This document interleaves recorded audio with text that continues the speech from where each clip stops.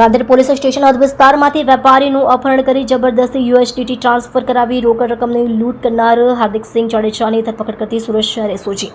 સુરત શહેર police commissioner Shri Anupamsinh Gehlot નાઓએ Rander વિસ્તારમાં એક વ્યક્તિનું અજાણ્યા લોકો દ્વારા અપહરણ કરી તેની પાસેથી જબરદસ્તીથી 32,071 યુએસડીટી તથા ₹18,000ની લૂંટના ગુનામાં સંડોવાયેલ આરોપીઓને ઝડપી પાડવા સૂચના આપેલ છે. સૂચના અનુસાર નાયબ police commissioner Shri Rajdeepsinh Nakum SOG નાઓના માર્ગદર્શન હેઠળ સુરત શહેર એસઓજી દ્વારા નીચે મુજબની કામગીરી કરવામાં આવેલ છે. રાંદેર પોલીસ સ્ટેશન એ 2024 ભારતીય ન્યાય સંહિતા BNS 2023 કલમ 309(6), 111, 310(2), 140(3), 35, 61(2), 351(3) તથા GP એક્ટ કલમ 135 મુજબના લૂંટના ગુનામાં સંડોવાયેલા આરોપી કુલ 13 આરોપીઓને ઝડપી પાડવામાં આવેલ હતા. ઉપરોક્ત આરોપીઓની પૂછપરછ કરતા જણાઈ આવેલ કે તેઓએ સદર ગુનામાં અગાઉ પકડાઈ ગયેલા આરોપીઓને સાથે મદદમાં રહી લૂંટ કરનાર આરોપીઓને પકડી પાડવા સૂચના આપવામાં આવેલ હતી.